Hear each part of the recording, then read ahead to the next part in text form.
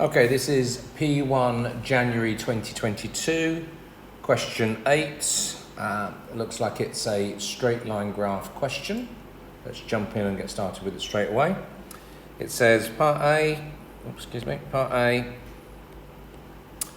the equation is 2x minus 5y plus 7 equals 0. This is for L1 and it wants me to find the gradient. So if I want to find the gradient of that, straightforward, let's rearrange it and get y equals. So 2x plus 7 is equal to 5y. You can write 5y equals 2x plus 7. Doesn't really make any difference, but a lot of you like to have it in the form y equals mx plus c. And then divide throughout by 5. So if I wasn't doing this as an equation of a line, I might do that. But simply because I actually want to know what the gradient, which is the mx, and what the intercept c is as separate values there, the gradient is simply equal to 2 over 5. We've got it in the form y equals mx plus c.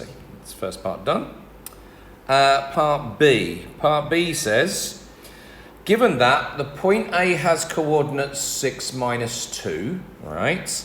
And the line L2, different line, passes through A and is perpendicular to L1, find the equation of L2. Now, what I tend to do when I do these questions is, it takes me a little bit of time. I'm okay with exams. I generally tend to have a reasonable amount of time left at the end. So you can make your own value judgment as to whether you want to do this every time. I'm going to go do it really, really quickly. It's telling me that my equation passes through the point A, which is 6 minus 2, and that it is perpendicular to this line, which if it's y equals 2/5 x plus 7 over 5, that's roughly what L1 and L2 would look like. Not perfect, but certainly my L1 here has a fractional gradient and is hitting at a positive value there. And if this one's perpendicular to it and also going through a point roughly in the right sort of place down there, then that helps me to get a handle on what I'm trying to do. Now, what do they want? They want me to work out the equation of L2. If they want me to work out the equation of L2, the equation of any line, let's start this for L2. If I want the equation of a line, what I ideally want is a point on the line and the gradient of the line. So the first thing I can do is I can say the gradient of L2 is minus 1 over the other gradient, 2/5. Now I'm taking a long time to do that. I generally would have put that straight away as being the gradient's equal to that. I know that it passes through the points 6, 2. So I can now say m is equal to minus 5 over 2, x1, y1 are equal to, well, x1 is 6 and y1 is minus 2, and I can put those into the equation of a straight line. Y minus y1 equals mx minus x1. So it's just a matter of substituting everything in there. Y minus minus 2 is going to give me y plus 2. Minus 5 over 2 for the gradient. X minus 6 here. Always nice to have that written down somewhere because first of all it shows the examiner what you're doing, and secondly I can do a quick double check there. I do all these in exactly the same way if I get one of these sorts of things. First thing I do, just get rid of that fraction. Multiply everything by 2. I'm going to get 2y plus 4 on that side is equal to minus 5, x minus 6 on this side. Multiply out the bracket. And then quickly go back and check, did they say how they wanted this written down? Yes, they did. They want it actually written down in y equals mx plus c. So I've got no choice now but to say, okay, 2y is minus 5x plus 26. Take the 4 over to the other side. Dividing by that 2, y is equal to minus 5 over 2x plus 13. So now I've got that written down, and I've got it written down in the format that they wanted me to have. Okay, part C. Using algebra and showing all your working, find the coordinates of point M. M is where L1 and L2 intersect. So on my diagram, M is just going to be that point there. Yeah, dead straightforward for this one. If I want the point of intersection for M, we're just going to get that L1 equals L2. I'm showing my working out just in case, hopefully I haven't, but you never know whether you've made any mistakes with previous parts, and at least they can see what I'm doing, the examiner, marking my work, at least knows what I'm doing now. Rearranging all that shouldn't take you too long to do. I'm not going to spend ages doing it. We get 29x over 10 on one side is equal to 58 over 5 on the other side, and so that means that x works out to be equal to 4. You can just do that part yourself.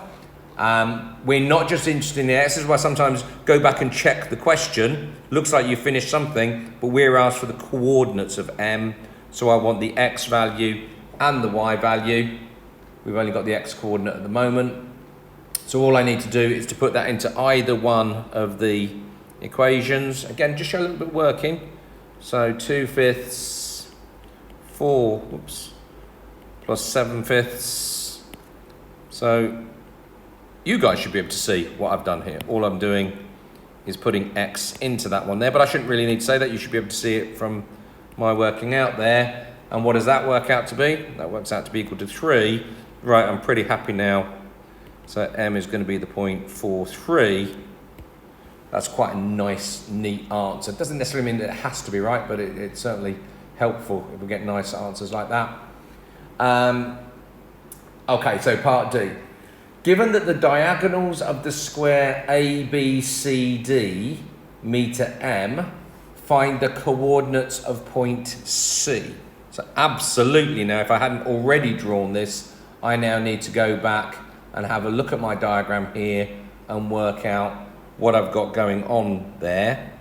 So what we're saying is, if it's, not going to draw it perfectly, because again, the sketch, is just to help me when I'm actually going through and trying to work this out now. What they're saying is that if I had a square, ABCD, A is the only point that I've got here. If I had a square, that's not right, sorry, ABCD is going to look like that then.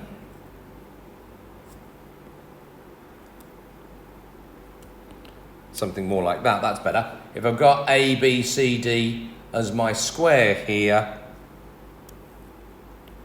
A, B, C, D, they're interested in where D is going to be on the other side of this line. Okay, they're interested in where D is going to be. We know that this point here is 4, 3. So now, let's just, part D. If I just draw this line part in now, I only need this part here. I've got that A is here. I've got that M is 4, 3 there. A was 6 minus 2 here. And I'm trying to work out where this point C would be on the other side of the square. Okay, on the other side of the square here. So how am I going to work that out? Nice and easy. All you can simply do, because I've drawn my diagram out, is just, in effect, count the squares. Okay, what have I done to go up there and across there? And it's going to be the same thing that I go up there and across there. It doesn't look like a very mathematical answer, but it's really, really efficient when we're doing these sorts of things. And this come up quite often.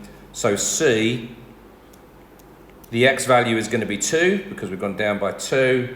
The y value is going to be 8, because we've gone up 5 and across 2, up 5 and across 2.